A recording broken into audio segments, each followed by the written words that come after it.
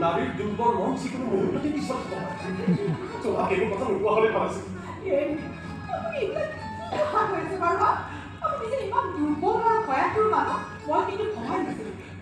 গল্প লিখি দুৰ্বল চৰিত্ৰৰ মনোবল বৃদ্ধি কৰা এই গল্পকাৰ জনে এতিয়া নিজৰ ক্ষেত্ৰত ইমান অনুভৱ হয় কেনেকৈ হ'ব বাৰু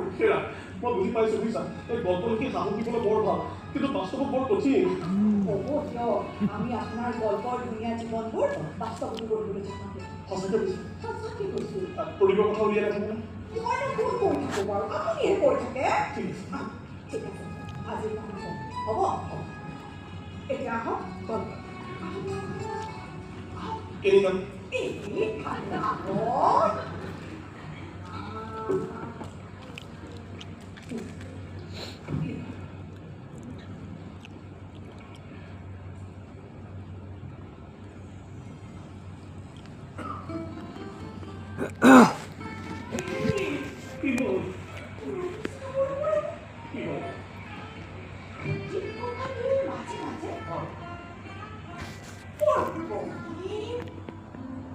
মৰম চাই থাকে